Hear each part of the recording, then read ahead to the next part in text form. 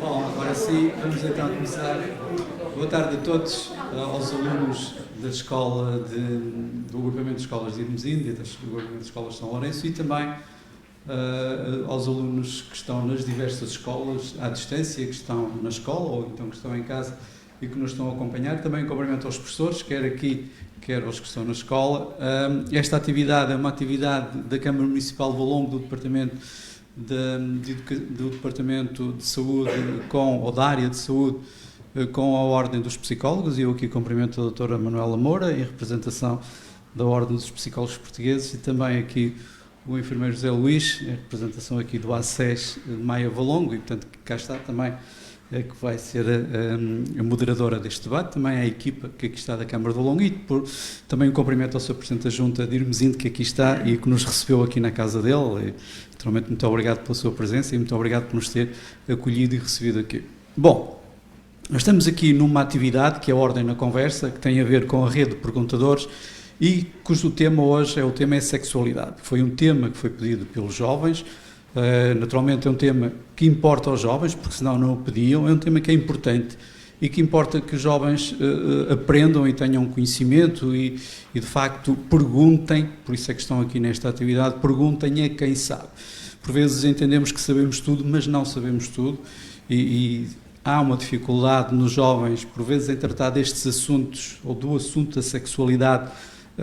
Às vezes há dificuldades em tratar deste assunto na família e procura-se os amigos, mas também, além de procurar os amigos, devem procurar também os técnicos, e por isso é que estamos aqui numa atividade com os técnicos que sabem, nomeadamente aqui uma psicóloga e um enfermeiro, que têm conhecimentos e que vos podem elucidar e que vos podem ajudar e que vos podem esclarecer as dúvidas que têm, mas além de esclarecer as dúvidas, é também ajudar e apoiar. Isso é que é importante que tenham uma boa formação, é importante que tenham conhecimento, porque isso vai ajudar a vossa vida e vai fazer com que, de facto, tenham uma vida plena, porque na nossa vida deve ser plena, ou seja, deve ser integrada em tudo, e a sexualidade faz parte também da nossa vida. Por isso, é importante que vocês assumam isto com conhecimento, assumam isto em pleno na vossa vida, e para terem esta informação, nada melhor do que, de facto, quem sabe e quem estudou e quem é especialista nesta matéria.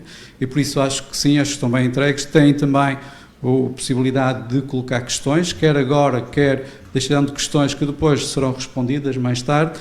E, portanto, aproveitem. Um agradecimento mais uma vez aos técnicos que aqui estão e que se disponibilizaram, no fundo, a estar com os alunos e a ajudar os alunos e os jovens. E vocês aproveitem esta oportunidade, porque de facto estas oportunidades são únicas, são boas, e de facto é para isso também que cá estamos, ou seja, é para isso que também a Câmara de Valongo trabalha. Nós, enquanto município, trabalhamos para apoiar os nossos cidadãos, apoiar as pessoas do nosso concelho e, neste caso, vocês como cidadãos do nosso concelho, a nossa obrigação é também corresponder àquilo que são as vossas preocupações e os vossos anseios. Esta foi uma questão, volto a dizer, que foi pedida por vocês. É natural que vocês estejam preocupados com este assunto e queiram saber mais.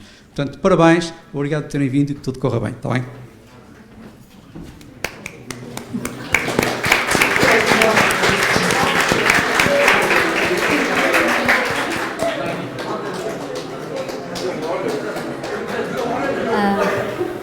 Muito obrigada, Sr. Vereador. Boa tarde a todos e a todas. Começo por cumprimentar e apresentar os oradores. A doutora Manuela Moura, psicóloga clínica, exerce funções no Hospital de São João, doutoranda em Sexualidade Humana e também terapeuta sexual. E o enfermeiro José Luís Sepúlveda, que é coordenador e enfermeiro da UCC de Vales Longos, atua também no âmbito da saúde escolar, nomeadamente na questão da sexualidade. Muito obrigada pela vossa presença. Cumprimentar também o público, os que estão aqui presentes e os que estão a ver-nos online. É a vantagem do online e das redes sociais, é que mesmo longe nós conseguimos estar perto, conseguem também estar a assistir, até a partir das escolas. Dizer-vos que a qualquer momento da sessão vocês podem colocar questões, basta para isso levantarem o braço. Se não se sentirem à vontade para colocar as questões oralmente, podem fazê-lo através da página do Adolescer, À vossa frente, é uma página que está no website da saúde do município.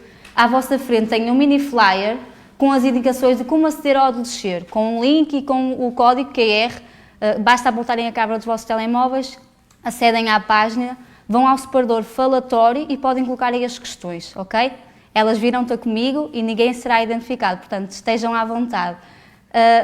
Hoje falaremos sobre sexualidade. Porquê a sexualidade? Este tema surge no âmbito da Rede de Perguntadores. A Rede de Perguntadores é um projeto da Câmara Municipal de Valongo que pretende promover a cidadania ativa e participativa e também promover comportamentos protetores de saúde. Este trabalho é desenvolvido a partir das questões, dos temas e dos problemas que os jovens identificam como pertinentes, que querem trabalhar. E é aqui que surge a sexualidade como o tema mais solicitado por todos os jovens, neste caso o terceiro ciclo, 7º, 8º e 9º ano. Portanto, daí estamos hoje a falar sobre este tema. Então, se calhar começo já, doutora Manuela, por si, e começo por uma pergunta muito simples, mas que eu considero bastante pertinente, porque é uma dúvida que muitos jovens têm. O que é isto da sexualidade e de que forma é que se relaciona com o sexo? Quando falamos de sexualidade, estamos a falar de sexo ou estamos só a falar de sexo? O que é isto? O que é que nos pode dizer sobre isto? Posso dizer muita coisa e muito pouco. Ou seja, quando nós pegamos na palavra sexualidade, efetivamente é uma palavra muito mais ampla do que aquilo que é o sexo propriamente dito.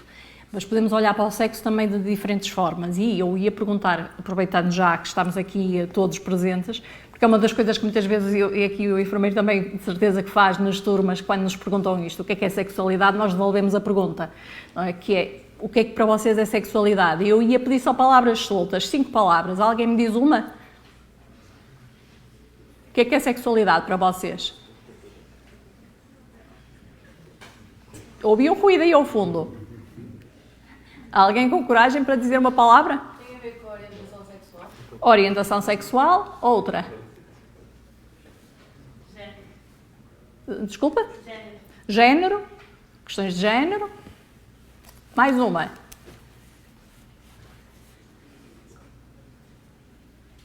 Arrisco eu a dizer provavelmente aquilo que vocês pensam. Sexo. Outra palavra. Atração. E uma última. Amor. Ok. Muito bem. Então, se nós olharmos para a sexualidade e pensarmos na sexualidade, nós vemos todas estas palavras e todas as outras todas que vocês foram imaginando aí dentro de vocês, e a verdade é que nós podemos definir o conceito de sexualidade como tudo isso que vocês disseram e muito mais. A sexualidade tem 3 componentes. Uma delas, claramente biológica, e o biológica significa que é o corpo com que nós nascemos, os genes que nós temos, aquilo que nos define geneticamente como sendo do sexo masculino ou do sexo feminino, ok? Uma outra dimensão psicológica, que é aquilo que nós assumimos que somos, aquilo que nós nos sentimos, aquilo que nos atrai enquanto orientação sexual também, e o que nos atrai enquanto amor, enquanto paixão. Por isso isto é a nossa vertente mais psicológica, de como nos sentimos, como nós vivemos esta sexualidade, como é que nós vivemos este corpo. E social, que é a terceira vertente. E a terceira vertente social significa que também que toda esta componente de como é que eu me sinto enquanto mulher ou homem, enquanto eu me sinto neste meu corpo, como é que eu integro isto na sociedade onde eu vivo. O que é que me ensinaram desde pequenino? Se me deram cor-de-rosa porque eu sou menina, se me deram azul porque eu sou menino, como é que me definiram desde que eu cresci, como é que trataram o meu corpo desde que eu cresci, como é que me ensinaram a ser mulher e eu a ser homem na sociedade. Por isso temos a definição da sexualidade é um bocadinho isto, temos estas 3 componentes para definirem algo muito amplo. Se nós formos à Organização Mundial de Saúde, a Organização Mundial de Saúde define mais ou menos, não sei dizer agora de cor as palavras certas, mas define exatamente que é uma forma de receber e dar prazer, uma forma de interagirmos com o outro e que tem todos estes fatores de influência, sejam eles biológicos, psicológicos, sociais, culturais, políticos e muitos outros que estarão lá com certeza, que eu agora não sei se o enfermeiro Luís tem melhor a definição da sexualidade da OMS. Mas é um pouco isto, ou seja, é um conceito extremamente amplo que eu quase que diria que cada um de nós faz a nossa própria sexualidade e que é claramente diferente da sexualidade do outro. Não sei se respondi ou se baralhei mais. Sim, sim. Para complementar, sabemos que a sexualidade também representa as identidades, os papéis de género, como estava a dizer, a questão da orientação sexual. Como é que isto tudo se relaciona? Vamos pegar um bocadinho o que é isto da Exatamente, identidade sexual. é mesmo isso. Não é? A identidade sexual é exatamente como é que eu me identifico no corpo que eu tenho. Não é? O meu corpo nasceu geneticamente mas homem ou geneticamente mulher, não é? Por isso quem tem a genética sabe que é um XX ou um XY, não é? Se eu tenho um XX sou mulher, se eu tenho um XY geneticamente sou homem, não é? Por isso isto geneticamente o meu corpo nasceu desta forma. Agora, como é que eu me identifico com esse corpo é que é a minha identidade sexual. Não é? Como é que eu sinto este meu corpo? Não é o biológico, é o psicológico. E a identidade comigo mesma, no meu próprio corpo, não tem a ver com a orientação sexual. Uma coisa é a identidade, que é voltada para mim mesma, não é? Sou eu comigo mesma. Não é? Outra coisa é quem é que é o meu alvo de atração ou de desejo sexual. E esta é a minha orientação sexual. Por isso nós estamos a falar de duas coisas diferentes. Uma é como é que eu me sinto, outra, quem é que eu desejo. Ok? E isto é a identidade e isto é a orientação. Enfermeiro, também sente alguma confusão nestes termos na sua intervenção nas escolas? E aproveito também, desde já, para perguntar que tipo de intervenção desenvolve, até para elucidar aqui os presentes, que tipo de intervenção desenvolve nas escolas, como é que acontece esta intervenção, por quem é solicitada, para que públicos-alvos? Durante muito tempo a sexualidade era abordada nas escolas apenas a título pontual e quase por iniciativa de um ou outro professor que sentia que o assunto estava a precisar ser trabalhado e, portanto, a importância que foi ganhando a necessidade de trabalhar a educação sexual foi ao ponto de se considerar que é obrigatório que se fale na educação sexual nas escolas, de maneira a evitar termos que estar à espera de iniciativas que às vezes não tinham depois grandes resultados.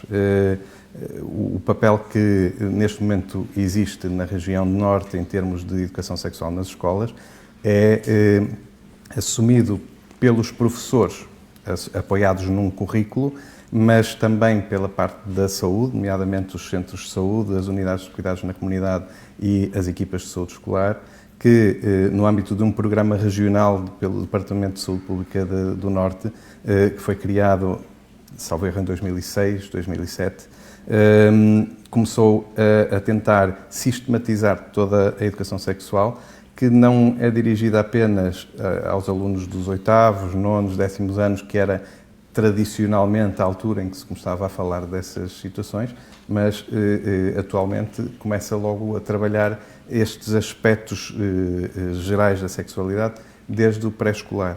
E, portanto, esse programa, não tendo um currículo fixo, tem algumas abordagens ludopedagógicas que procuram estimular precisamente o questionamento,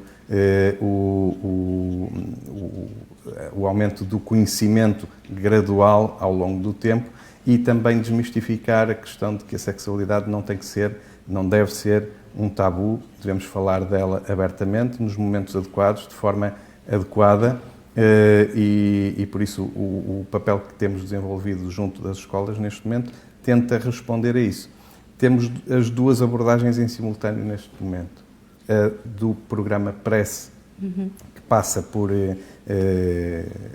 profissionais de saúde e professores fazerem uma formação inicial, tomarem conhecimento dos conteúdos do programa, tentarem treinar algumas das estratégias pedagógicas que ali são preconizadas e depois de estarem, digamos, capacitados os professores e os intervenientes diretos nas escolas vão ao longo do tempo e ao longo dos vários ciclos desenvolver esse programa. A outra abordagem é por iniciativa de parceiros, nomeadamente a Câmara de Valongo ou as próprias escolas, que nos vão identificando turmas, questões, situações que às vezes vão surgindo e que podiam ser respondidas pelo PRESS, sem dúvida nenhuma, porque o PRESS é um programa muito abrangente e que permite dar respostas praticamente a todas as questões que vão surgindo, mas às vezes é preciso intervir mais pontualmente ou mais rapidamente ou dar respostas mais objetivas a determinadas questões que um programa que se desenvolve ao longo de muitos anos nem sempre tem em consideração. Não é? Portanto, o nosso papel é esse e aquilo que eu tenho estado a procurar desenvolver com a rede de perguntadores e com a Câmara e com as escolas é tentar dar essas respostas mais dirigidas, mais pontuais, porque o programa PRESS continua a ser desenvolvido pela equipa de saúde escolar em todas as escolas da nossa área de intervenção e arrisco dizer mesmo do Conselho, porque todo o Conselho neste momento está abrangido pelo programa PRESS no âmbito das 2 unidades de cuidados na comunidade que nós temos. Muito bem. Falou-nos do programa PRESS. O programa PRESS engloba todos os anos de escolaridade, todas as turmas? O programa PRESS está desenvolvido a partir do pré-escolar e vai até ao secundário. Portanto, ele tem conteúdos adequados a cada faixa etária. Obviamente não vamos falar sobre a relação sexual propriamente dita e toda a fisiologia e todo o pormenor do que é a relação sexual em turmas do pré-escolar, não faria sentido, mas são trabalhados os afetos, são trabalhado o conhecimento do corpo, é trabalhado o relacionamento interpessoal, portanto, tudo isso tem uma altura mais ou menos adequada, vamos chamar assim, para se ir falando, complementando sempre aquilo que também se espera que aconteça, que é, de alguma forma, apoiar e alertar e, ao mesmo tempo, ajudar os pais a terem o papel principal, digamos assim, naquilo que é a educação dos seus filhos. Sabemos que os pais têm muita dificuldade, às vezes, em abordar esses assuntos e outros, portanto, o programa PRESS também trabalha os educadores, os pais e todos os parceiros que estão envolvidos na educação de uma criança, porque, no fundo, toda a comunidade tem essa responsabilidade. Não é? E quando fala sobre este tema nas turmas em que intervém, o que é que suscita mais a atenção dos jovens? É os métodos contraceptivos? É os conceitos propriamente ditos? É as doenças sexualmente transmissíveis? O que é que suscita mais a atenção? São sempre muito inovadores na forma de abordar e todos os anos encontramos abordagens diferentes e interessantes. Isso significa também que estamos a fazer um trabalho que está a dar frutos, porque aquilo que acontecia há uns anos atrás não é o mesmo que acontece hoje.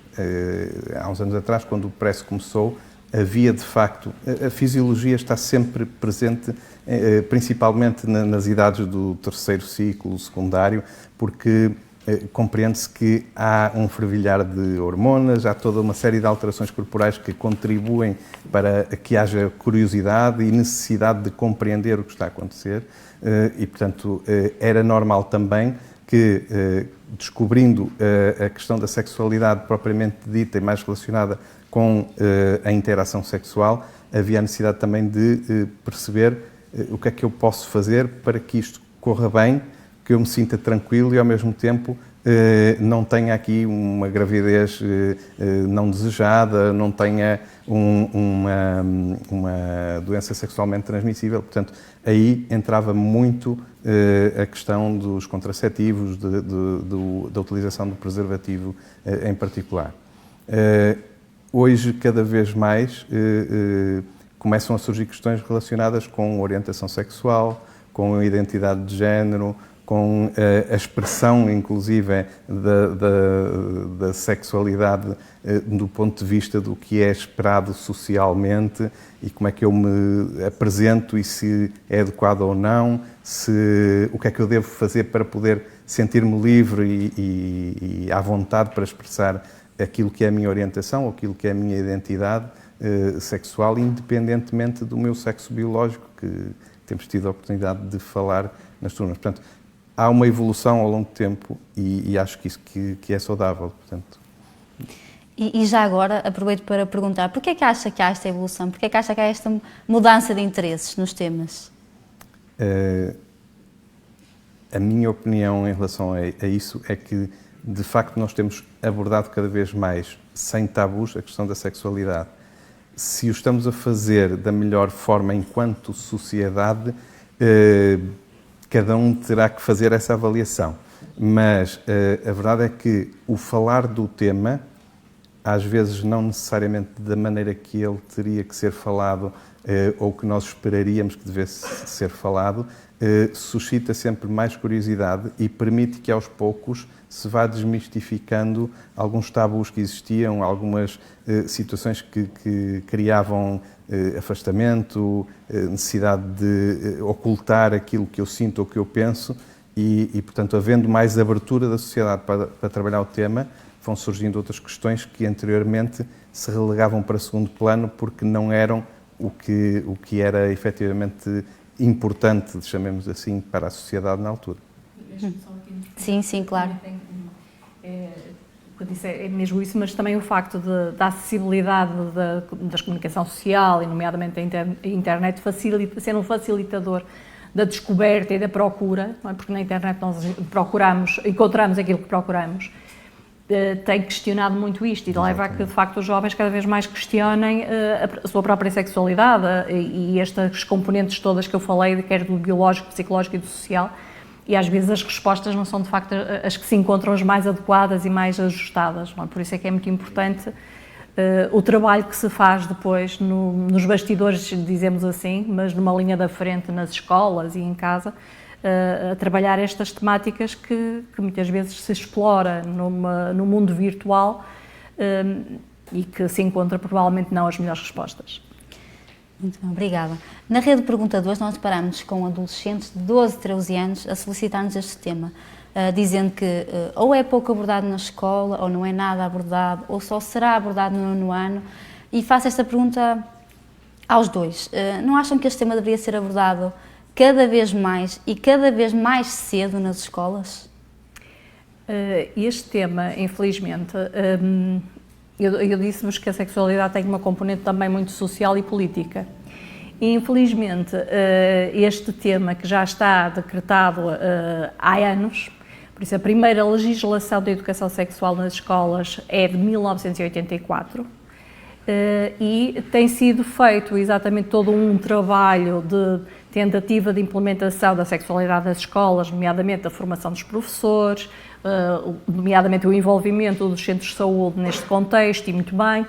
Todo este trabalho que tem sido muito árduo, digamos assim, do ponto de vista da sociedade civil, mas também de algumas organizações não governamentais que trabalharam muito esta questão, vai sendo, conforme, digamos assim, por modas, não é? Numa determinada altura há um grande investimento na educação sexual nas escolas, mas depois há uma mudança de paradigma e, afinal, já ninguém fala de educação sexual, por isso isto acaba por ter sido sempre uns altos e baixos na educação sexual. A educação sexual deve ser feita desde sempre, desde infantário, se formos a ver, não é? Porque todos nós somos seres sexuais. E enquanto ser sexual, eu vou ser fruto daquilo que me foi ensinado e daquilo que eu fui interiorizando. Da forma como eu fui tocada, da forma como me trocaram a fralda, da forma como me abraçaram, da forma como se relacionaram comigo. Isto faz desde sempre, desde que a gente nasce. Por isso, a educação sexual deve ser feita em todos os contextos e desde sempre, não é? Infelizmente, aquilo também que nós vamos vendo na escola, e desculpe estar a meter-me um bocadinho no seu campo, mas de facto também fiz algum trabalho nas escolas, é que nós temos nas escolas professores que abraçam muito esta causa, não é? E que se interessam por isto e que efetivamente querem saber, informam-se, procuram quem saiba e estão muito disponíveis para abordar esta temática. E depois encontramos todos os outros professores que não sabem falar sobre o tema, têm dificuldade em falar sobre isto, não sabem como abordar, não sabem como responder. E a verdade é que nós encontramos depois isso. Jovens que provavelmente abordaram esta temática e muito bem, e outros jovens que, pelo contrário, nunca falaram no assunto porque nunca ninguém quis falar. Não é? Exatamente. E uma das grandes dificuldades que nós tivemos na implementação do PRESS foi mesmo tentar passar a mensagem de que, se forem 2 ou 3 de uma equipa a tentar ir a todas as escolas e fazer o programa, implementá-lo e desenvolver todas as atividades, nós nunca vamos ter uma escola que tenha, portanto, um programa em curso ou em condições. E foi um bocadinho partir pedra no início. O PRESS usou uma estratégia que me pareceu que tem dado resultados, que foi, ok, vamos usar estes professores que de facto são referência e que estão interessados pelo assunto para fazer a formação inicial. Vamos com eles e a equipa de saúde preparar todos os outros que tenham a possibilidade de abordar o currículo da educação sexual em qualquer disciplina, porque se nós quisermos, em qualquer disciplina, conseguimos encaixar perfeitamente estas atividades e, dessa forma, capacitar toda a parte docente da escola para poder, num ou noutro momento, introduzir o tema no seu currículo escolar. E, por isso, eu acho que estamos a dar passos neste sentido. As escolas estão muito mais receptivas, até porque dizer por decreto que temos que falar da educação sexual ou que temos que ter educação sexual nas escolas não resolve a necessidade de eu estar à vontade e ter conhecimento para abordar o tema, não é? E por isso foi necessário algum trabalho que agora começa a dar frutos e daí também nós vermos tanta evolução na forma como tem sido abordado o tema. Só mais uma questão em relação a isto, porque eu estava aqui a ouvi-lo e estava-me a lembrar de um exemplo que às vezes nós damos. Todos nós fazemos educação sexual, não é? Podemos fazê-la de uma forma positiva ou podemos fazê-la de uma forma negativa. Mesmo em contexto de sala de aula, se temos um professor ou uma professora que pede para arrumarem as mesas e o comentário é o Manuel e o João e o Pedro arrumem ali as mesas. Isto é educação sexual. Qual é a mensagem que está a passar? Os rapazes é que têm força e por isso os rapazes é que arrumam as coisas e as raparigas são frágeis. Não é? Por isso, isto é educação sexual. Por isso, quer queiramos, quer não, todos nós fazemos de alguma forma a educação sexual. Eu uso muitas vezes um provérbio chinês que diz que do homem sábio nós aprendemos até quando ele está em silêncio. E nem sempre no silêncio nós aprendemos o melhor. Neste caso, nós não queremos que haja um silêncio perturbador, queremos que haja, no limite, um silêncio que seja enriquecedor e que eu saiba que posso interromper esse silêncio sempre que precisar. Porque até agora nós vivíamos em silêncio muitas vezes, isso não é um tema que seja para falar, está caladinho, não digas, não tens nada a ver com o assunto, és muito novo para isso. Não é? E eu acho que é esta postura que dificulta depois nós aprendermos, não só nesta área, que é mais sensível, mas todas as áreas. Portanto, quando há abertura para falarmos, as pessoas sentem-se mais disponíveis para aprender também e para procurar as fontes corretas. Uhum. Falávamos da questão dos docentes terem que estar preparados para falar sobre isto. E o enfermeiro dizia-nos que já há formações neste âmbito. Mas que outros recursos, onde é que eles podem adquirir informação para si e para transmitir aos outros, aos alunos? Eu não sei se quer responder. Pronto. Manuela. Podemos responder os dois, não é? Já há muita informação também disponibilizada para intervir diretamente e os professores terem alguma formação na área da educação sexual. Há uns anos atrás, a Direção Regional de Educação Sexual fez formação específica de professores e há, como vos referi, algumas instituições e algumas organizações não governamentais que têm muito material feito de fácil acesso e que os professores podem facilmente recolher e pedirem apoio também a isto. Obviamente que a ARS e a Administração Regional de Saúde e o PRESS é um Neste exemplo. momento, no Norte, embora haja tanto locais e unidades que possam trabalhar de maneira diferente, a região Norte, de uma maneira geral, promove o PRESS porque realmente é um programa estruturado, tem para cada ciclo também tem um número de sessões prevista que se espera que ajude na mudança dos comportamentos. Nós sabemos que normalmente quando trabalhamos um determinado tema, se fizermos uma sessão de esclarecimentos, não vai mudar os comportamentos, quando muito vai melhorar um pouco o conhecimento, mas não vai alterar o comportamento. São precisas 10, 12 sessões para que o tema realmente leve à mudança de comportamentos, não apenas na questão da sexualidade, em todas as áreas. E não é por acaso que nós temos currículos longos de aprendizagem ao longo da vida. Mas nós, a nível do programa PRESS, temos essa formação específica para as equipas que vão dinamizar o PRESS nas escolas. E, portanto, todos os anos é aberta essa possibilidade aos professores e aos profissionais de saúde que não tenham ainda feito essa formação.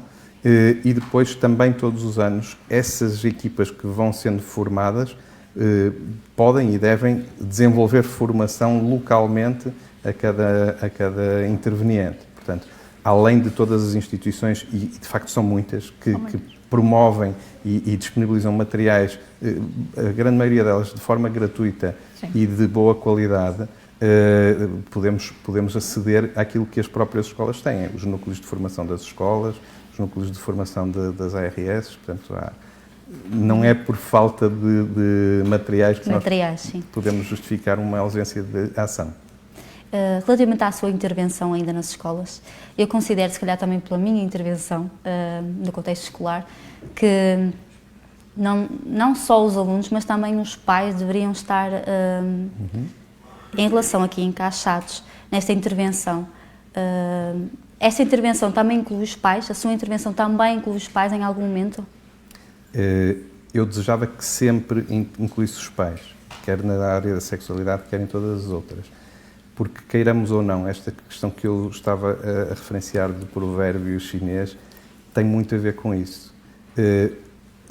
É muito fácil nós criarmos uma dificuldade de percepção por parte dos jovens em relação ao que eu devo fazer, o que eu posso fazer, quando eu recebo dos pais uma indisponibilidade para falar do tema. E depois, com os meus colegas, eu vou falar disso de todas as maneiras e feitios possíveis e não tenho uma fonte credível ou disponível, fiável, para poder abordar as questões. E, portanto, era importante, e hoje começa-se a notar mais, porque alguns dos pais, eu arrisco a dizer, muitos dos pais que nós hoje em dia temos, já passaram pelo processo inicial da educação sexual nas escolas, portanto, já têm uma mente um pouco mais trabalhada nesse campo, eles já vão tocando a alguns aspectos, mas não se sentem ainda à vontade para falar de todos os aspectos e deixar o adolescente ou o jovem numa postura de ok, eu posso tirar as dúvidas todas contigo, até porque nós sabemos que não temos todos apetência para qualquer tema e às vezes eu não estou à vontade para falar de determinados temas porque eu não sei responder. Mas, enquanto pai, é importante que eu reconheça essa limitação e opte por dar uma resposta do género eu não te sei responder agora, mas vamos procurar a resposta juntos, ou então, não sabendo ou não me sentindo à vontade para procurar contigo, ou tu até não querendo fazê-lo comigo, porque às vezes também há esta barreira que é mais, diria, psicológica do que propriamente física. O jovem pode não estar à vontade para falar de determinados assuntos com os pais. Não deveria acontecer, porque nós gostaríamos que isso não acontecesse.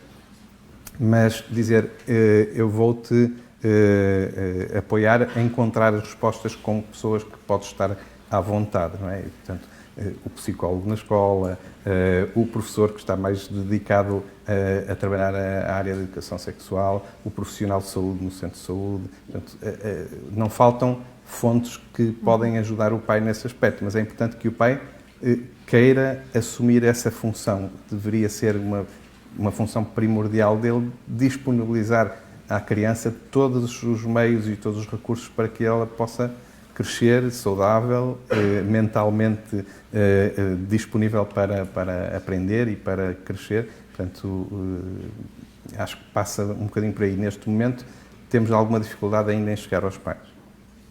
Ok. Temos uma questão no adolescer, os jovens já começam a fazer questões, portanto, deixa-me muito contente. Qual a vossa opinião sobre os pronomes relativamente ao género ao qual a pessoa se identifica? Doutora Manuela? Nós estamos cada vez mais numa linguagem inclusiva, não é? Exatamente por essa questão das questões de género. E a linguagem inclusiva é exatamente tentarmos utilizar cada vez mais uma linguagem neutra, não definindo aqui as questões de género, se é homem, se é mulher. Não é fácil, acho que é um treino e uma aprendizagem para todos nós. Facilmente entramos numa linguagem muito sexista, digamos assim, mas efetivamente o ideal seria transformarmos o nosso português numa linguagem mais neutra e não definindo. O português tem algumas dificuldades, não é? A língua portuguesa, ela própria, define-se muito por A, O, e então é difícil às vezes nós conseguirmos encontrar aqui meios termos. Mas estamos nesse caminho, de usar a linguagem mais inclusiva.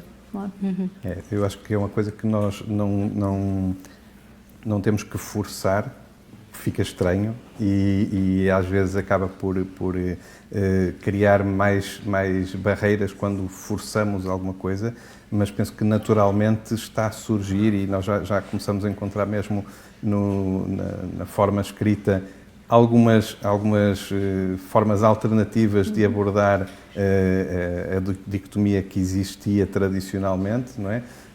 Não tem que ser essas, podem ser outras, mas aos poucos eu penso que é isso mesmo, vai acontecer e temos é que procurar fazer o caminho, não necessariamente determinar como é que vai ser o fim, mas é deixar que o caminho se desenvolva. Sim. Estávamos a falar sobre os pais e sabemos que para uma grande parte dos pais falar sobre a sexualidade com os filhos é um fator de stress. Como é que eu vou fazê-lo? Será que devo esperar que ele me pergunte ou devo abordar o assunto? Portanto, aqui a questão é, há uma idade, uma altura mais indicada para abordar este tema com os pais? Quando e de que forma? Vamos ao início da nossa conversa de hoje. O que é sexualidade? E a sexualidade está desde que a gente nasce. Por isso, desde que nasce, que os pais devem falar com o filho ou a filha sobre estas questões da sexualidade, do afeto, da ternura, do contacto.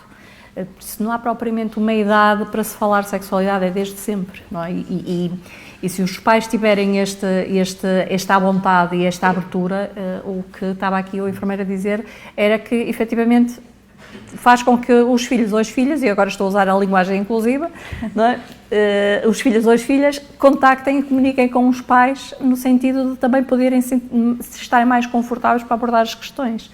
Portanto, sentimos desde que nascemos alguma dificuldade dos próprios pais em abordar as temáticas do afeto, estamos aqui a falar em questões muito mais amplas, não é?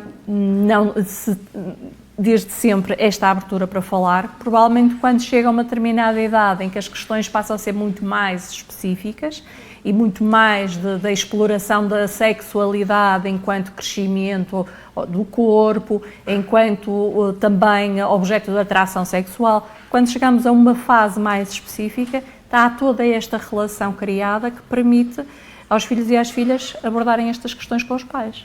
Uhum. E há estratégias específicas para o fazer, ou seja, há recursos que os pais possam utilizar, livros, filmes, que sugestões é que nos poderia dar? Já há imenso trabalho de facto feito sobre isto e imensos manuais para pais sobre a educação sexual e imensos livros sobre a educação sexual desde pequeninos. Por exemplo, há um vídeo que fez parte da APF durante muitos anos, porque foi feito pela APF. A APF é uma associação para o planeamento da família, pronto, que é uma das minhas costelas também, que depois perdeu um bocadinho, digamos, o ónus dos direitos de autor ou qualquer coisa assim, por isso ele está inteiramente disponível na internet, que é o Então é Assim, por exemplo, e é um pequeno vídeo, não sei se conheces. O Então é Assim, por exemplo, aborda isto numa idade mais de criança, não é? Estamos a falar para dirigir a um público mais infantil dos 8 anos, mais ou menos, que é como é que nascem os bebés? É uma pergunta tão simples, como é que nascem os bebés? E aborda muitas questões da sexualidade, desde como é que o nosso corpo se transforma, de onde é que vêm de facto os bebés, mas também as questões do abuso sexual, não é? O que é que é permitido e o que é que não é permitido, quais são as fronteiras e os limites. Estou a dar o exemplo deste vídeo que lembrei-me agora, mas há imensos materiais e há pouco quando nós chegávamos eu dizia que Sex Education, que provavelmente todos vocês já devem ter visto da série do Sex Education, mas se não viram, recomendo, que é uma série que foi feita com todas as problemáticas e mais alguma sobre as questões da sexualidade dos jovens. E há imensa coisa já feita, quer em vídeos, quer em filmes, quer em séries, que podem ser utilizadas, de facto, para trabalhar estas questões. Sabem que podem intervir a qualquer momento. Alguém que queira colocar alguma questão? Diretamente? Não, por agora não. Ok. Então, enfermeiro, sabemos que para os filhos, para estes jovens, também é difícil falar deste assunto com os pais. Muitas vezes ou recorrem à internet, às redes sociais, a procurar informação, ou junto do grupo de amigos, mas também sabemos que nem sempre estas informações são as mais corretas ou as mais completas. Portanto, aqui vou arriscar até fazer uma questão ao público, que é: quantos de vocês já falaram sobre sexualidade com os pais? Quem é que já falou? Levanta o braço. Ok? E agora, quem nunca falou sobre o tema com os pais? Levantem o braço para eu conseguir ver. Quem nunca falou? Não tenham receio, levantem o braço. Quem nunca falou? Porquê que nunca falou? Diz. Porquê? Porque não te sentes à vontade, porque achas... Não consigo perceber, diz. E eles também não. Eles Sim. também não. Ou seja, eles não puxam o assunto e tu também não achas que tens que puxar. E os restantes, os que disseram que nunca falaram, porquê? Porque não se sentem à vontade, porque acham que não chegou a hora, porque não têm dúvidas, porquê? Porquê é que nunca... Porque... Exatamente. Porque esclarecem as dúvidas na internet, certo? Foi a resposta que ouvimos aqui e é a resposta típica, não é? Se temos dúvidas, vamos à internet. Mas também sabemos que a internet nem sempre é a fonte mais segura, certo? Então, enfermeiro, como é que os jovens devem abordar este assunto com os pais? Como é que, por exemplo, um jovem exprime a sua orientação sexual aos pais? E se ele não aceitar? Esta é uma questão que foi feita também na rede de perguntadores. O receio da não aceitação, como lidar com isto? Pegando aqui numa das respostas que foi dada, sexo continua a ser a palavra mais procurada em todos os motores de busca a nível mundial. Isto é sistemático todos os anos, quando eles publicam as listas. Sexo está sempre no primeiro ou segundo lugar. Isso denota que há um interesse por saber. Nós somos seres sexuados, portanto, não podemos negar que a sexualidade, mesmo quando eu opto por ser abstinente, continua a existir em mim e a determinar muito aquilo que eu sou e daquilo que eu faço. A forma como o jovem aborda os pais, hoje em dia, quase chegamos àquela piada que o pai vai ter com o filho na idade em que começa a sua adolescência e diz: olha, vamos ter que falar sobre sexo. E o filho responde-lhe: sim, pai, queres saber o quê? Não é? O que é que tu precisas de conhecer? Como se ele tivesse mais conhecimento. E a verdade é que, através da internet, nós vamos buscar muita informação.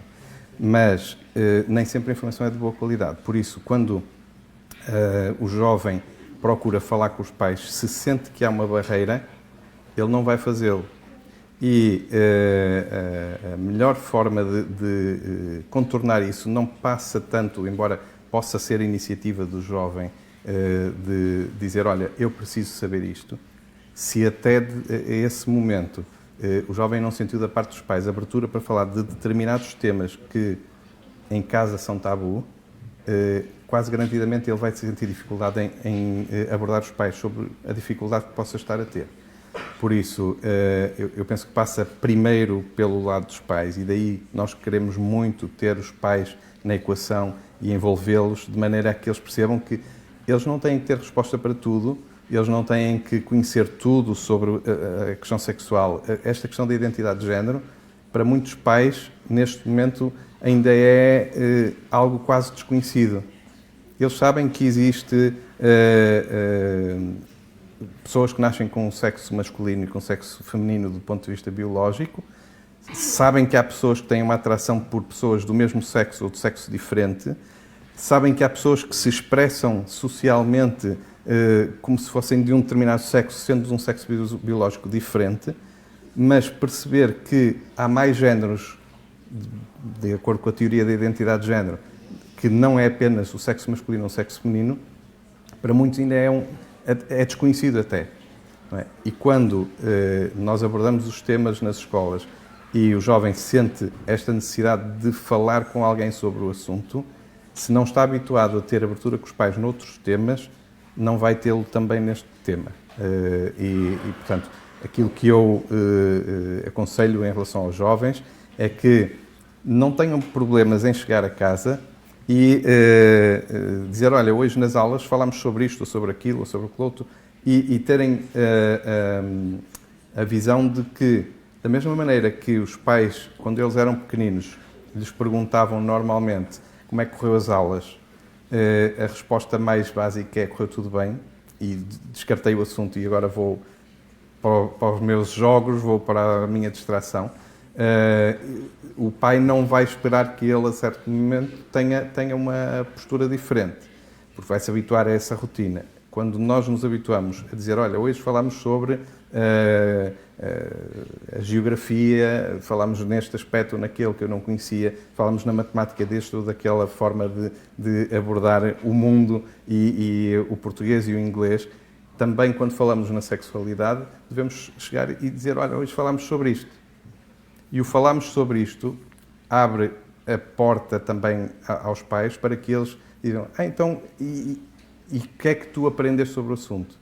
E o que é que tu gostavas de saber mais sobre o assunto? Isto seria a conversa, digamos, ideal de diálogo entre os pais.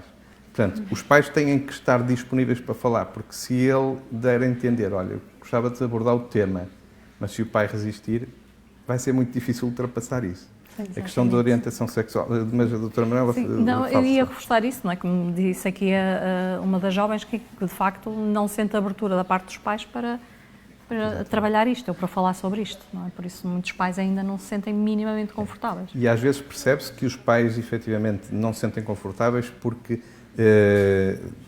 não estão inteirados de tudo o que hoje em dia nós abordamos na educação sexual e podem sentir-se desconfortáveis porque não vão ter respostas ou vão sentir que o seu papel enquanto pais fica comprometido porque não têm resposta. Não é? Então preferem não falar do assunto para não comprometer essa postura de que os pais normalmente sabem mais que os filhos, eu tenho alguma autoridade sobre ti, portanto acabo por comprometê-la se começares a descobrir as minhas fraquezas, não é? E isto não é uma fraqueza, é uma evolução e nós temos que ir adaptando à evolução. A questão da orientação sexual ainda é de facto um problema sério na nossa sociedade. Nós podemos não concordar com as decisões que as pessoas têm, não podemos não concordar com as situações que nos surgem, mas se eu não concordo, por exemplo, que eu devesse ter um infarto, mas tive-o, eu tenho que o aceitar e encontrar formas de que outros não o tenham ou que não tenham que passar pela mesma situação.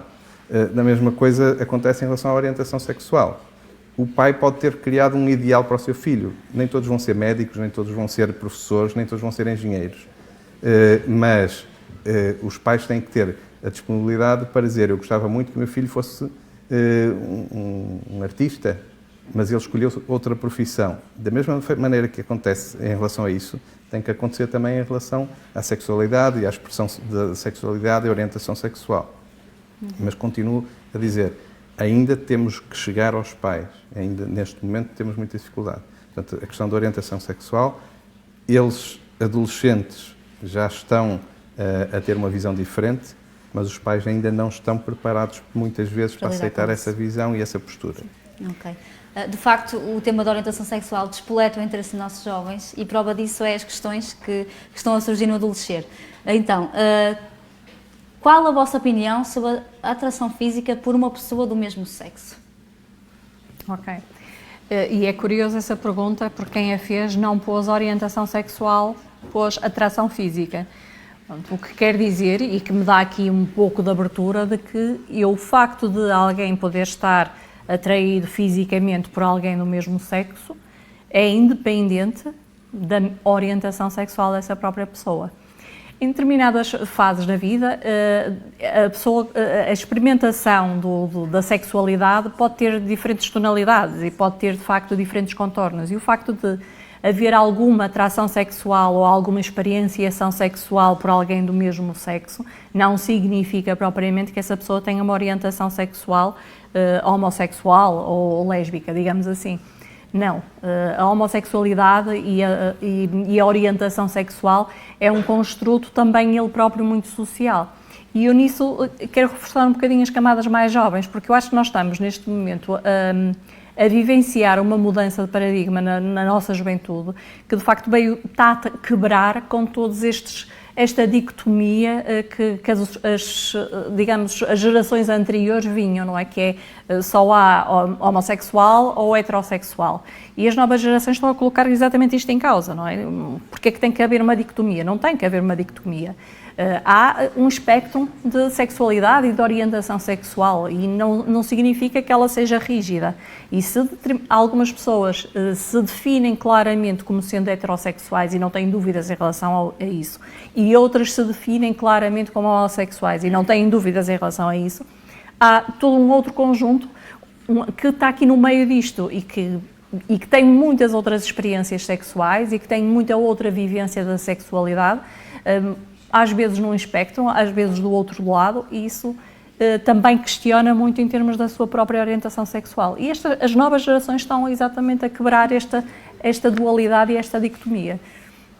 E há uma questão também que é interessante, e alguns estudos têm sido feitos nessa área, porque nós não conhecemos e queremos aprofundar e queremos conhecer melhor aquela questão que antes se dizia só é homossexual quem quer, ou então que se passou depois para o outro extremo, que a homossexualidade é uma questão genética. Neste momento, quase todos os estudos que têm sido feitos vêm dizer que não é de facto uma questão genética, há mais fatores epigenéticos que estão envolvidos na situação, e os fatores epigenéticos aqui podem ser relacionados com a geração em causa ou com gerações anteriores, porque a epigenética muitas vezes envolve gerações anteriores e nós ainda não percebemos muito bem porquê. Mas é interessante porque a pessoa pode ter uma orientação sexual, como diz a doutora Manuela, muito bem definida cedo, mas pode levar toda uma vida a perceber qual é de facto a sua orientação sexual.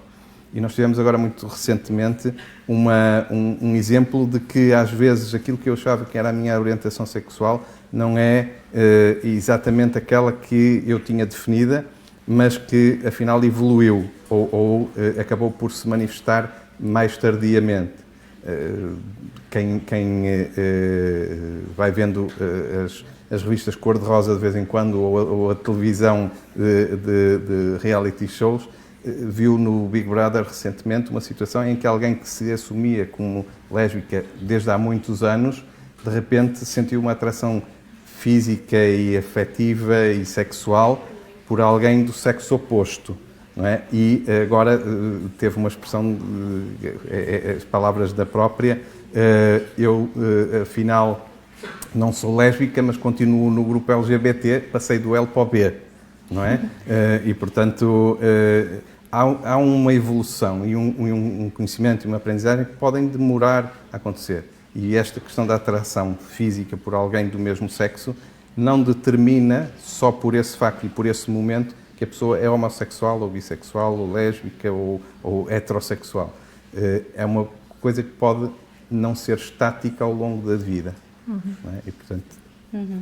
Então, temos aqui outra questão, mas antes de passarem, de encontrar aquilo que o enfermeiro estava a dizer, então, como é que se define a nossa orientação sexual? É uma escolha? É possível mudar ao longo do tempo? Essa é capaz de ser a pergunta mais difícil de respondermos e na verdade, nós também gostaríamos de ter uma resposta sem margem para dúvidas para dar. Não conhecemos ainda todos os mecanismos que estão envolvidos nisso. Sim, E, não há portanto, explicação. a definição de orientação sexual, como eu tentei de alguma forma expressar, pode ser evolutiva.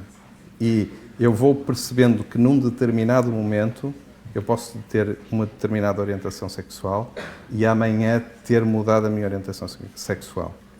A maior parte, ou um bom número de pessoas, consegue definir-se relativamente cedo. E relativamente cedo, estou a falar até aos 20, 30 anos, consegue definir que a sua orientação sexual é aquela e muitas vezes nem põe a hipótese de vir a mudar a sua orientação sexual.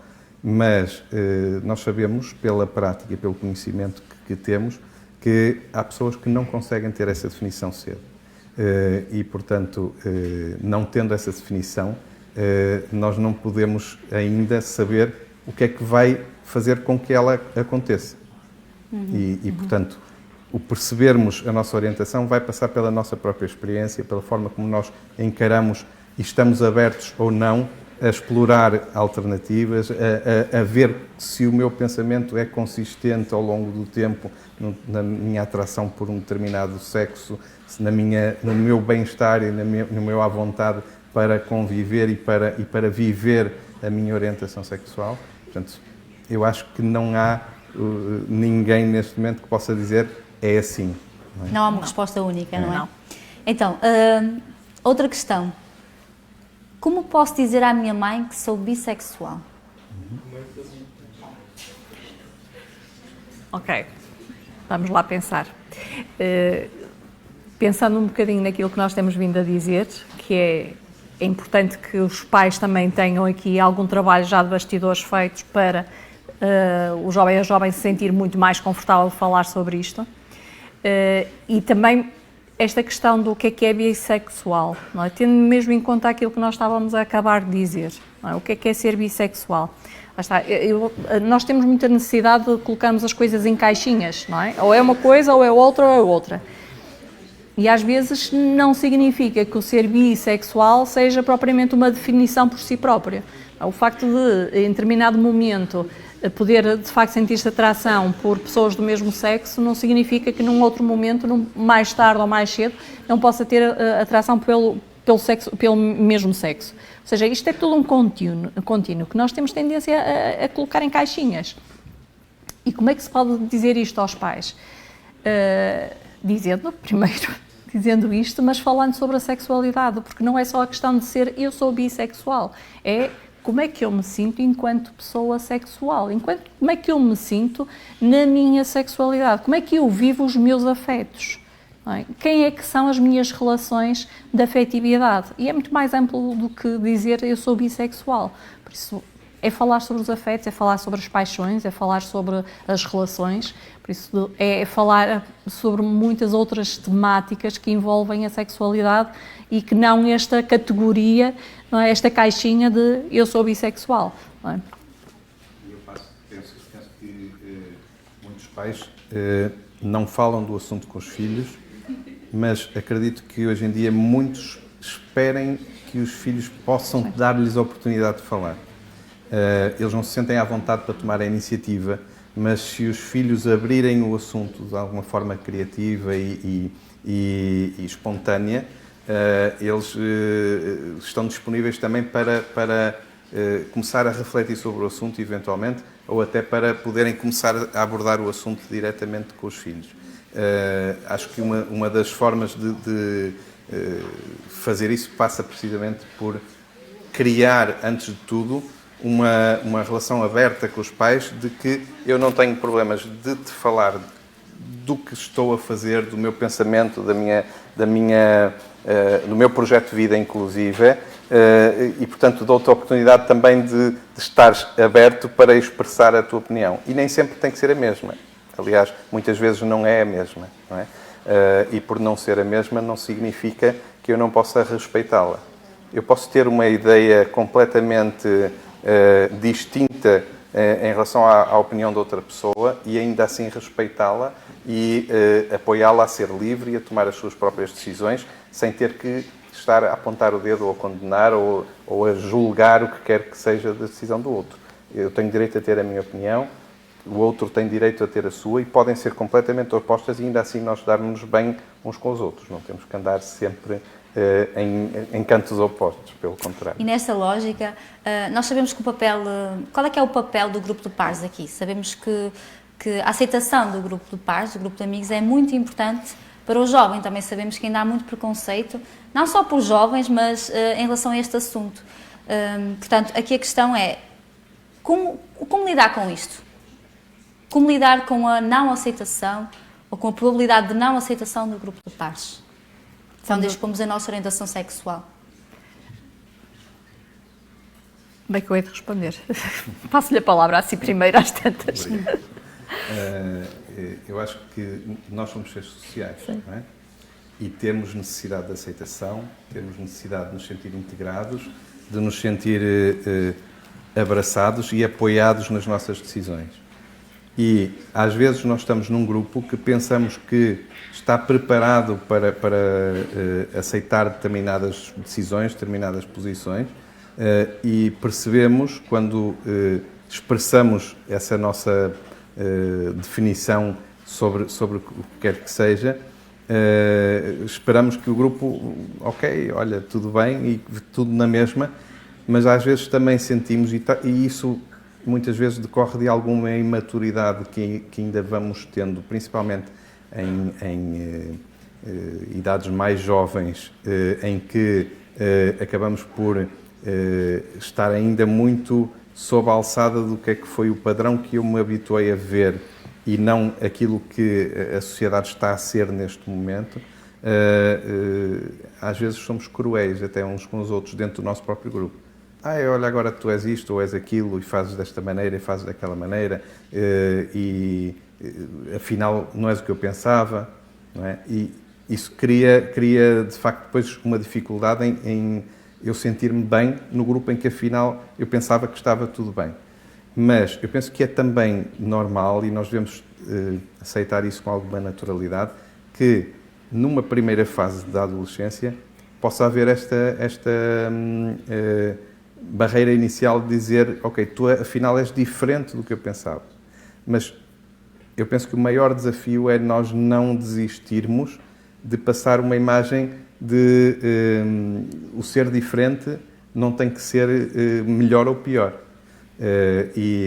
Se eu estou num grupo e pela minha postura não imponho a minha posição, mas ao mesmo tempo estou disponível para ouvir opiniões diferentes sem também eu fazer julgamento, baixa essas barreiras e permite que os outros percebam, afinal, não tem mal nenhum, pensamos de maneira diferente, queremos coisas diferentes, mas temos muitas coisas em comum que vamos manter.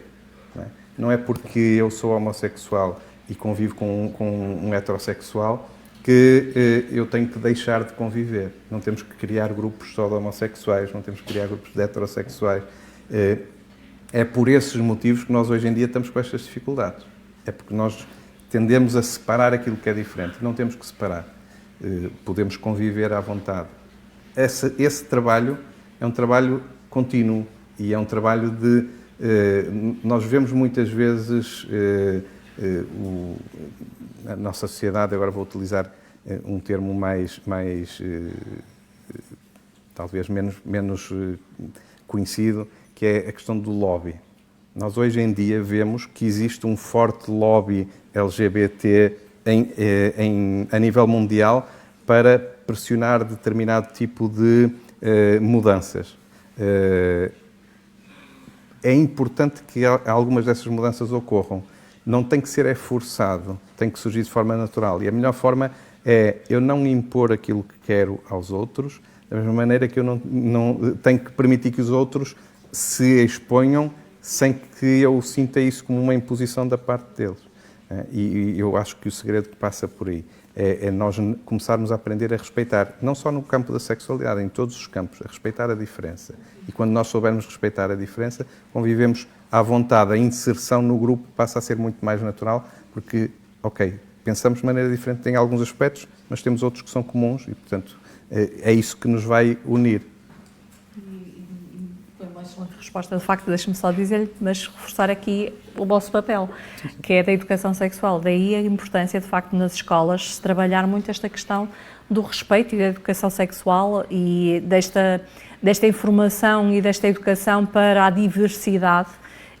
E aquilo que não estou tão ligada às escolas agora, mas acabo por acompanhar muitos jovens em termos de gabinete de psicologia, muitos jovens que têm estas questões e pode ser, obviamente, que a minha amostra é muito restrita, não é? Mas aquilo que eu vou sentindo é que o grupo de pares cada vez mais aceita a diversidade e aceita a diferença e respeita a diferença.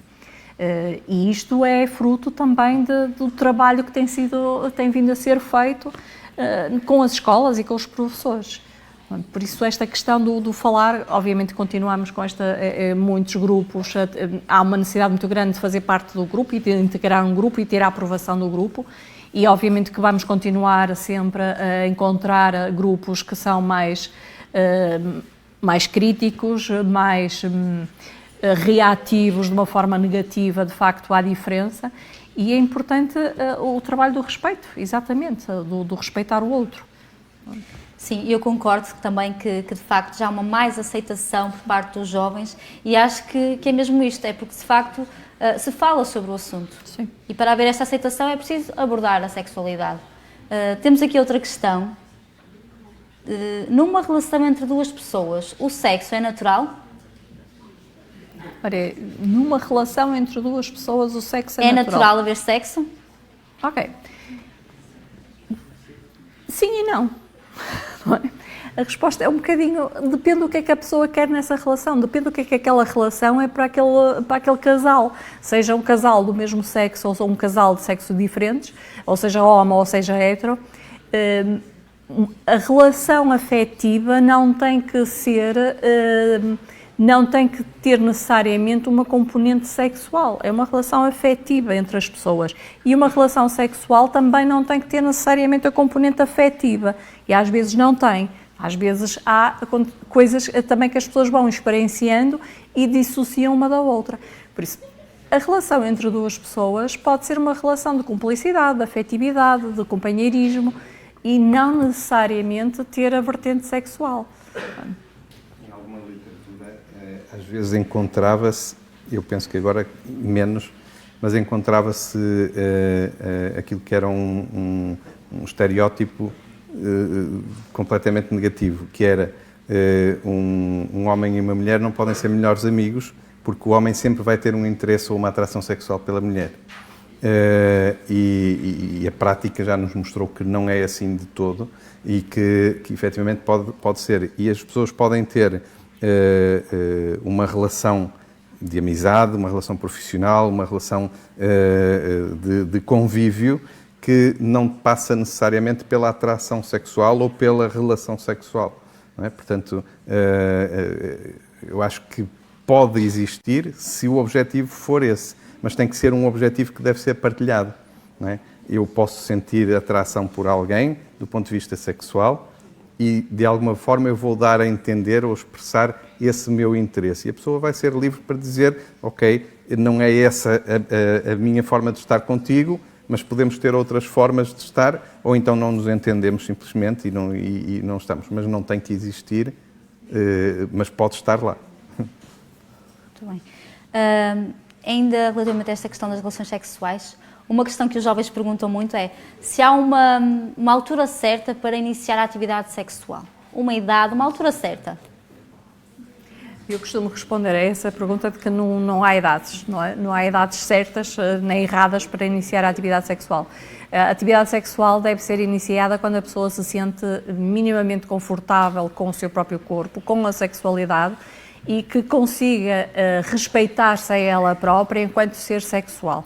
E este é o patamar que nós temos como limite, ou seja, quando a pessoa está bem consigo e quando faz parte da vontade do próprio ter algum envolvimento sexual numa relação de respeito e numa relação em que saiba claramente porque é que o está a fazer e é da sua vontade de fazê-lo. Aquilo que muitas vezes nós encontramos em relações amorosas é alguma pressão de um dos elementos do par, digamos assim, para acontecer alguma coisa do ponto de vista mais íntimo e mais sexual. Quando o outro elemento do casal não está ainda preparado para isso. Mas esta pressão muitas vezes acaba por alguns elementos ceder. E a importância é isto, é não haver pressões, não aceitar este tipo de pressão e saber, de facto, respeitar-se a si própria e saber sentir-se minimamente confortável para o fazer nesse momento. Por isso tem que ser algo que é decidido pelo próprio e não pressionado pelo outro. E acaba por ser, no fundo, o ter uma certa maturidade intelectual para perceber que a decisão que eu vou tomar agora é uma decisão que está bem fundamentada já no meu íntimo, já sei as consequências físicas, mentais, sociais que podem advir dessa decisão e eu estou confortável com isso. Portanto, requer alguma maturidade. O nosso organismo também nos vai dando sinais ao longo do tempo de que biologicamente nós estamos maduros para determinadas coisas, não é? E quando chega esse momento, nem sempre significa que intelectualmente ou psicologicamente nós estejamos maduros para fazer aquilo que o nosso corpo já permite fazer, não é?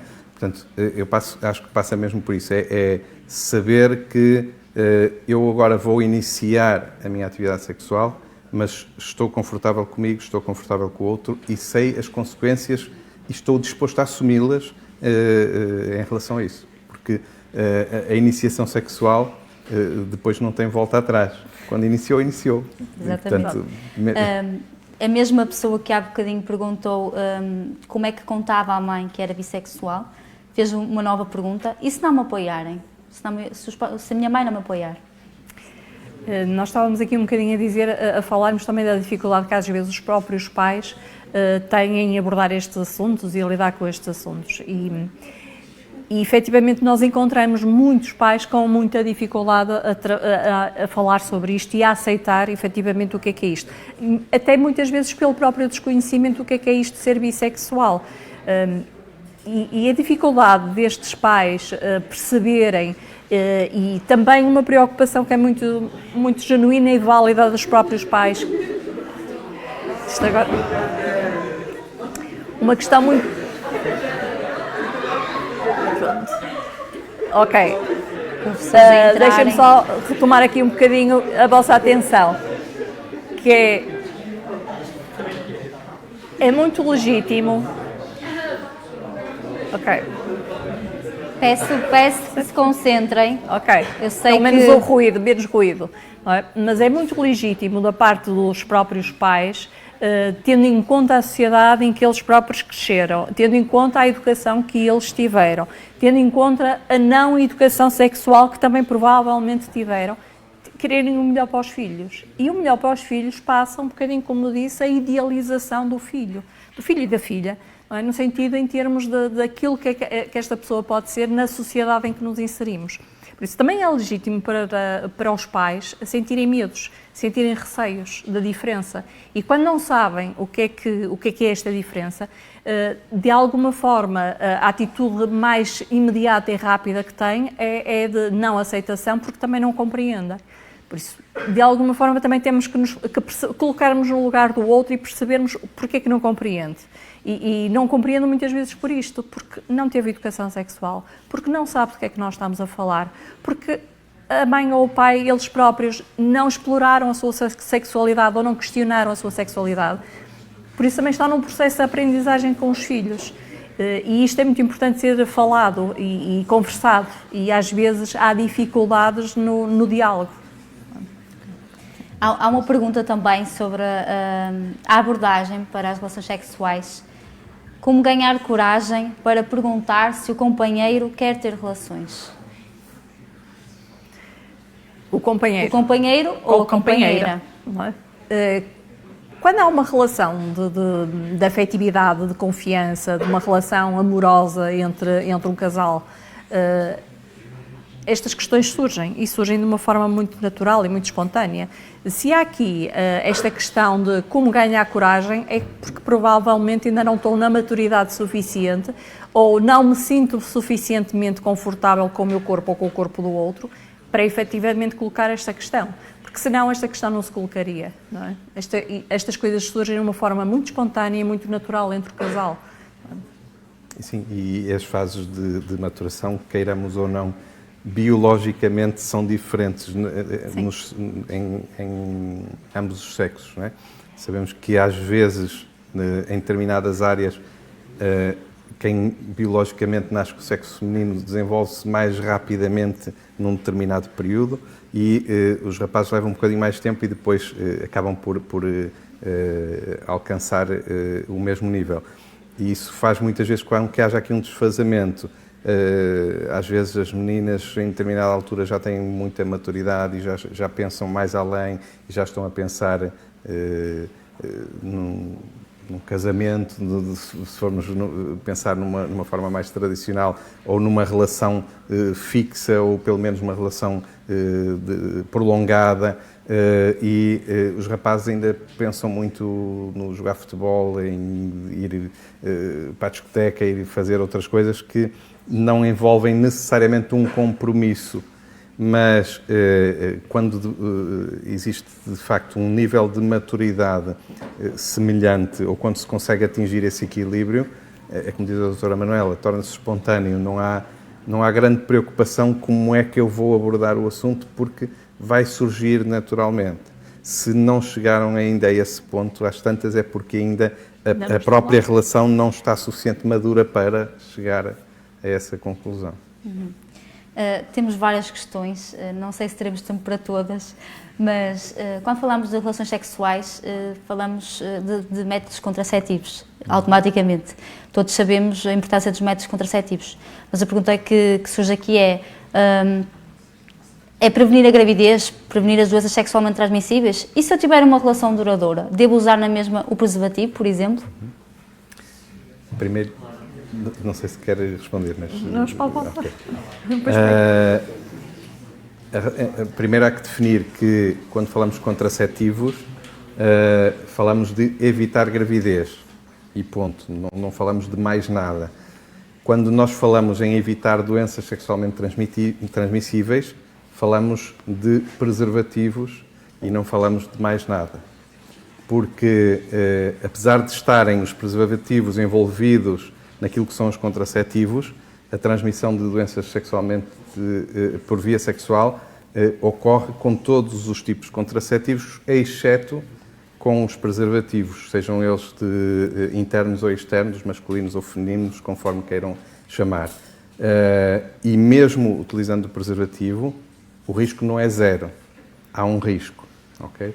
Portanto, quando nós estamos a pensar, eu vou iniciar a minha atividade sexual e preciso de prevenir a gravidez, à partida, os métodos contraceptivos, uns mais eficazes, outros menos eficazes, eles contribuem para isso. Mas o que nós devemos preocupar-nos em primeiro lugar, e principalmente quando estamos nas primeiras relações sexuais, em relacionamentos que não são, à partida, estáveis e perenes, nós temos que pensar na questão das doenças sexualmente transmissíveis de uma forma prioritária. Porque, ao pensar nelas, também estamos a pensar na gravidez. Mas em todas as relações sexuais, enquanto a relação não for efetivamente uma relação estável, duradoura e que eu vou ter autonomia de decisão, autonomia até às vezes económica e social, etc., para poder dizer eu posso arriscar ter uma relação desprotegida no âmbito das doenças sexualmente transmissíveis, porque eu tenho uma relação que é madura e que sei que não há comportamentos de risco por parte do companheiro ou companheira com quem eu tenho essa relação. Então, enquanto isso não acontecer, eu tenho que usar sempre o preservativo feminino ou masculino, não os dois em conjunto, porque também não devem ser usados, porque por vezes anulam-se a eficácia um do outro, porque o risco de rompimento é maior. mas ou um ou outro, mas usá-lo bem, saber como utilizá-lo e não abdicar dele sobre qualquer pretexto de porque não gostas de mim, ou porque não confias em mim, ou porque é desconfortável. isso é significado de imaturidade e, portanto, se as pessoas não souberem interpretar essa postura de defesa da minha própria integridade física como uma postura que devemos todos ter e respeitar no outro, então eu não estou preparado para assumir a relação sexual e até uma relação afetiva, não é? Portanto, temos que dar os passos certos no momento Só queria certo. acrescentar aqui mais uma questão, que é quando eu penso sempre na população mais juvenil, eu acho que todos os jovens, quando são verdadeiramente apaixonados, pensam sempre que têm uma relação duradoura e para toda a vida. E às vezes a relação duradoura para toda a vida demora 2 dias ou uma semana. Por isso também temos aqui um bocadinho esta questão do que é uma relação duradoura, não é? Ou uma relação de confiança. Por isso eu sou um bocadinho mais cautelosa e efetivamente acho que nas populações mais juvenis o preservativo deve ser a ordem do dia, não é? Deve estar lá e de forma alguma deve efetivamente não fazer parte do envolvimento sexual. E aquelas questões que muitas vezes nós ouvimos também de que é desconfortável, não é a mesma coisa, é desagradável. Não é bem assim. Se vocês pegarem num preservativo e esticarem o preservativo e fizerem assim na vossa mão, vocês têm sensibilidade.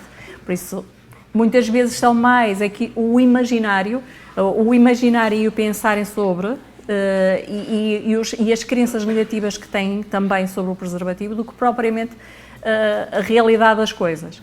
Por isso, o preservativo deve de facto ser algo a ter em conta em qualquer interação sexual e até efetivamente terem a certezinha absoluta que aquela pessoa é a vossa pessoa.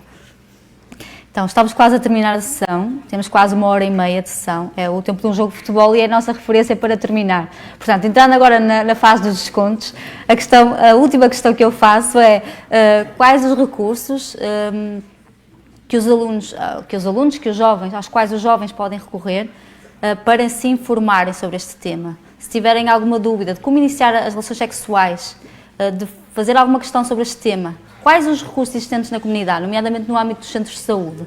Ok. No âmbito dos centros de saúde, nós temos em todas as unidades, e agora falo no âmbito da saúde familiar, as unidades de saúde familiar, as unidades de cuidados de saúde personalizados, para a maior parte das pessoas são a mesma coisa. Portanto, quando eu vou ao centro de saúde, sou atendido por um médico ou um enfermeiro, estou a falar dessas unidades, todas elas têm uma consulta de planeamento familiar. E a consulta de planeamento familiar talvez esteja na altura de nós repensarmos o nome, porque não é só planeamento familiar, mas ela aborda todas estas questões de uma forma muito prática, muito simples. Mas, acima de tudo, além das consultas de planeamento familiar, e porque alguns nem sequer conhecem bem quem é o seu enfermeiro de família, o seu médico de família, o médico às vezes vão conhecendo melhor, mas o enfermeiro de família ainda não é propriamente um hábito que se tenha adquirido de conhecermos quem é o nosso enfermeiro, mas temos as equipas de saúde escolar. As equipas de saúde escolar estão nas escolas, estão nas unidades de cuidados na comunidade, todos os centros de saúde têm uma equipa de saúde escolar ou de cuidados na comunidade que lhe está associada. Portanto, tem os gabinetes de intervenção e apoio ao aluno, tem as consultas na comunidade. Há, por vezes, associações, instituições que promovem e disponibilizam também profissionais de saúde para abordar o tema. Portanto, não faltam recursos a que podemos dirigir-nos no caso de termos necessidade. Mas eu reforço, idealmente, as equipas de saúde familiar, as equipas de saúde escolar estão bem preparadas para abordar o tema sem tabus, sem estarmos a fazer qualquer tipo de juízos de valor ou outros, e nós estamos lá para ajudar e para poder esclarecer dúvidas que possam ter. E os jovens podem ir sozinhos, têm que ir acompanhados? Nós não colocamos barreiras a que um jovem possa vir. Há situações, e são muito poucas, em que nós podemos ter que ter uma intervenção parental. mas no âmbito da sexualidade, no âmbito do planeamento familiar e da contracepção, nós não colocamos dificuldades nenhumas em fornecer preservativos a quem quer que nos venha pedir essa colaboração. E no âmbito da contracepção oral, nomeadamente para as meninas que precisem não só de regular o período, porque às vezes essa é uma boa desculpa para iniciar a contracepção, que precisem de efetivamente fazer contracepção porque há outras coisas envolvidas. Mesmo nesses casos, a equipa de saúde familiar está preparada para receber, aconselhar e para orientar e ajudar no que for preciso. Ok. Eu ia só também, em termos disto, eu estava a tentar abrir a minha internet, mas contrariamente provavelmente aos vossos telemóveis, o meu é assim do século passado, mas a sexualidade em linha é uma linha disponibilizada para exatamente atender a todas estas questões e todas as dúvidas dos jovens. Eu estava aqui exatamente, já tenho o número, é o 800-222-003. E esta linha é uma linha gratuita e está disponível para qualquer questão. É um projeto do IPDJ, que é o Instituto Português da Juventude, é uma entidade governamental, e a APF. Paralelamente a sexualidade em linha, também, hoje em dia que nós estamos ligados à internet, há grupos de jovens das várias instituições, das várias ONGs. Por exemplo, há o grupo de jovens APF, que tem página de Facebook, tem página no Instagram e que também está a colaborar exatamente em qualquer dúvida, em qualquer questão que vocês queiram. Também as próprias associações LGBTI também têm grupos de jovens que fazem exatamente todo este papel, que podem ser, de facto, pessoas que podem ajudar em qualquer momento a orientar ou a esclarecer dúvidas. Muito obrigada. Então, penso que por hoje é isto. Acho que saímos daqui muito mais esclarecidos. Eu quero apenas realçar, antes de terminarmos, a importância de falarmos sobre este tema, obviamente adaptando às diversas faixas etárias e à maturidade de cada um, mas em casa, na escola, falar sobre ele, porque de facto, se nós queremos jovens informados e conscientes, temos que falar sobre isto, temos que falar sobre sexualidade. Portanto, pais, caso não se sintam à vontade, os que nos estiverem a ver em casa, se não se sentirem à vontade para fazê-lo, procurem apoio neste âmbito, procurem recursos, estratégias para abordar o tema. Neste caso também para os professores, usem os recursos que têm na comunidade, nomeadamente no âmbito das UCCs, e jovens, perguntem, façam as vossas perguntas, informem-se, não tenham qualquer receio de questionar. Se tiverem alguma questão a fazer sobre este ou outro tema, podem fazê-las no Adolescer. O Adolescer aborda não só a sexualidade como outros temas, algumas questões já respondidas, outras por responder, e se de facto a vossa questão não está respondida, podem fazê-las lá e vão ser respondidas por um profissional da área. Portanto, a qualquer momento, se tiverem alguma dúvida, recorram ao Adolescer. E a todas estas linhas e a todos os apoios que também aqui os oradores nos destacaram. Então, agradecer a presença e as excelentes intervenções. No próximo mês voltamos a encontrar-nos, na última sexta-feira, como é costume, e o tema será o luto. Cerca de 2 anos após esta pandemia, iremos falar sobre o luto, sobre a perda. Acho que é um tema que interessa quer aos mais jovens, quer aos mais crescidos. Atempadamente será divulgado o cartaz, com o local e com os oradores, mas posso desde já adiantar que um dos oradores será o Dr. Eduardo Carqueja, presidente da Ordem dos Psicólogos Portugueses do Norte. Portanto, a conversa será certamente muito interessante. Até lá e muito obrigada a todos pela presença.